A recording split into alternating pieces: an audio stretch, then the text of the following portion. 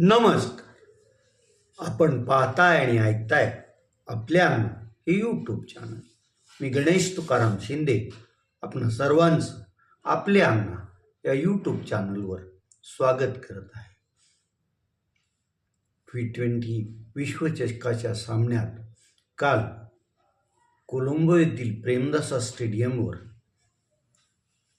पारंपरिक कट्टर शत्रू अशा भारत आणि पाकिस्तान या दोन क्रिकेट संघाचा सामना झाला. हा तसा दोघांमधील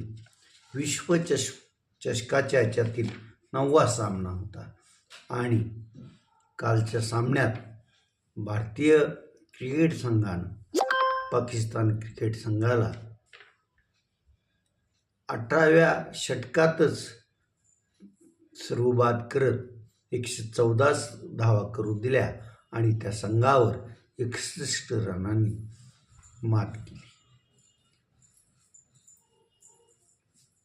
प्रथम फलंदाजी करताना भारताची सुरुवात तशी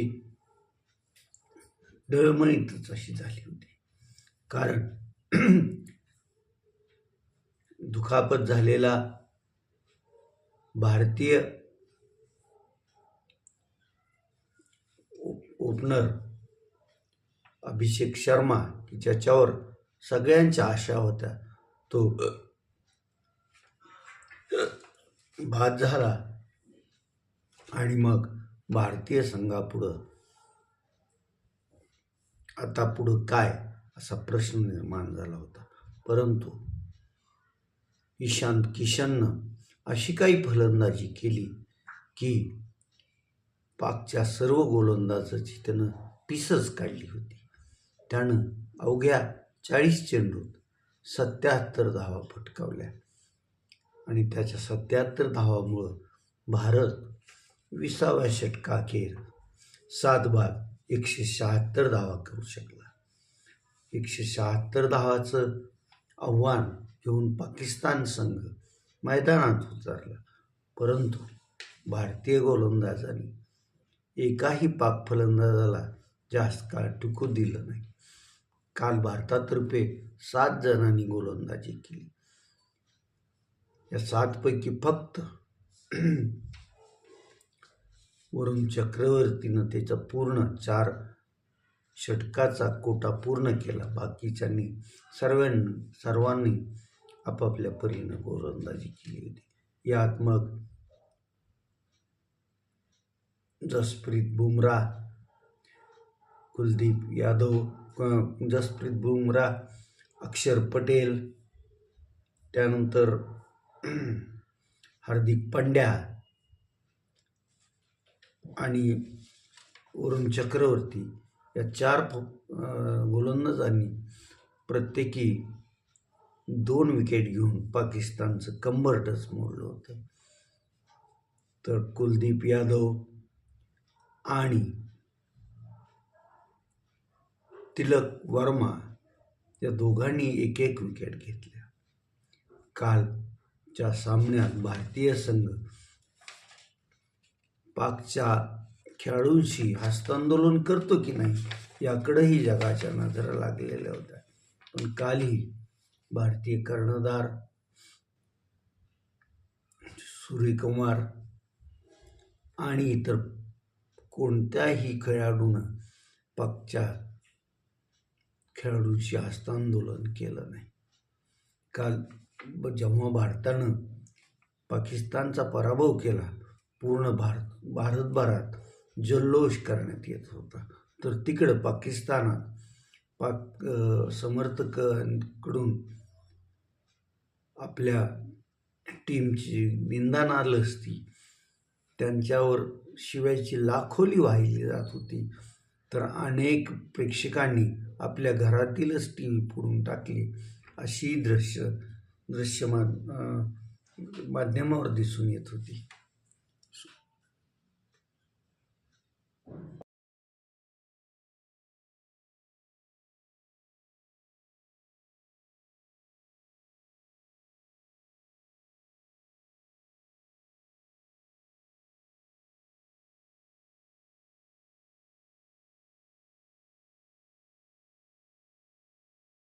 19 फेब्रुवारी 2026 रोजी जनतेचे राजे अशी ज्यांची ओळख होती त्या कैलासवासी पवनराजे निंबाळकर यांची 74वी जयंती आहे.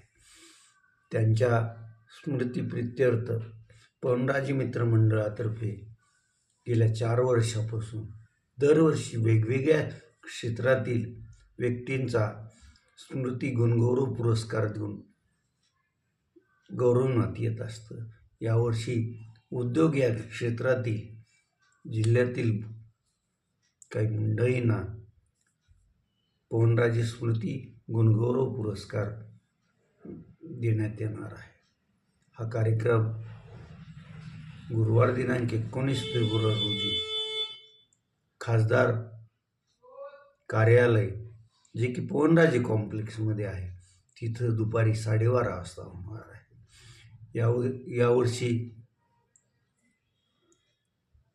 गुळ पावडर, दूध, शैक्षणिक त्याचबरोबर वित्त क्षेत्रात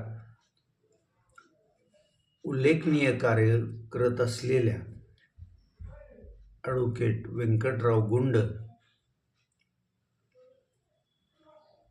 त्याचबरोबर अगदी न कळत्या वयात कळंब तालुक्यातील तांदूळवाडी येथून पिंपरी चिंचवड येथे रोजगार आणि आपलं करिअर घडवण्यासाठी गेलेल्या सामाजिक कार्यकर्ते म्हणून पिंपरी चिंचवडमध्ये आपलं नावलौकिक असलेल्या इलेक्ट्रॉनिक्सचा दुरुस्ती आणि याच्यात आपलं वेगळेपण करणाऱ्या सतीश काळे यांना पण हा पुरस्कार देण्यात आलेला आहे. त्याचनंतर वाशी तालुक्यातील तेरखेड्यातील घोलप उद्योग समूहाचे विजयकुमार घोलप पण त्यांना हा पुरस्कार देण्यात आला आहे. त्याचबरोबर उमरगा तालुक्यातील गुंजोटी येथील महिला उद्योजिका ज्या की उमेद आणि इतर याच्यातून आपल्या कार्याचा त्यांनी ठसा उमटवलेला आहे अशा अस्मिता सूर्यवंशी पण यावर्षीच्या पवनराजे स्मृती गुणगौरव पुरस्काराच्या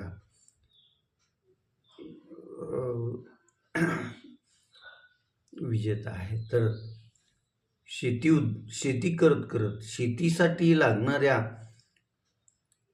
पॅकिंगच्या वर अभ्यास करून त्यात त्यांनी आपलं वेगळेपण असं दाखवलं आहे असे सास्तूर येथील गोविंद पवार यांना पण यावर्षीचा पवनराजे स्मृती गुणगौरव पुरस्कार देण्यात आलेला आहे.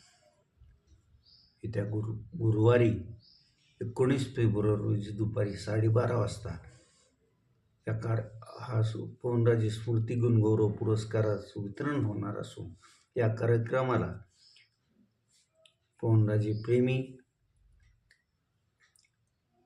मित्रमंडळाचे त्यांचे सहकारी आणि नागरिकांनी उपस्थित राहावं असं पवनराजे स्मृती गुरु पुरस्काराचा समन्वयक म्हणून मी गणेश तुकाराम शिंदे तुम्हाला आवाहन करत आहे. विद्यार्थ्याच्या कलागुणांना वाव मिळावा यासाठी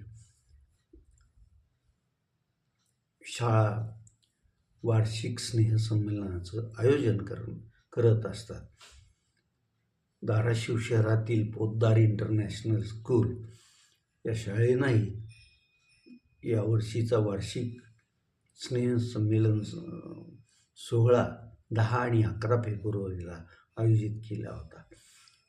या स्नेहसंमेलनाचं चोख आयोजन शाळेचे प्राचार्य डॉक्टर वाल्मिक सोमोश यांनी केलं होतं. या कार्यक्रमाला पोद्दार इंटरनॅशनल स्कूल हबच्या लातूर हबचे मॅनेजिंग डायरेक्टर पोंक्षे यांनी पण हजेरी लावली होती. त्याचबरोबर मराठवाड्यातील विविध ठिकाणी जे पोद्दार इंटरनॅशनल स्कूलच्या शाळा आहेत त्या शाळेंचे प्राचार्य हे पण या कार्यक्रमाला उपस्थित होते. जिल्हा पोलीस अधीक्षक रिंकू खोकर या दुसऱ्या दिवशी म्हणजे 11 फेब्रुवारीच्या कार्यक्रमाला उपस्थित राहून त्यांनी विद्यार्थ्यांच्या कलेचा आस्वाद घेतला आणि विद्यार्थी दाखवत असलेले विविध कलागुणांचं त्यांनी कौतुकही केलं. एकंदरीत पोद्दार स्कूलचा यावर्षीचं वार्षिक स्नेहसंमेलन मोठ्या उत्साहात आणि शिस्तीत पार पडलं. या संमेलनाला पालकांनीही मोठ्या संख्येनं गर्दी केलेली होती. याबद्दलचा व्हिडिओ सोबत आहेत. आपण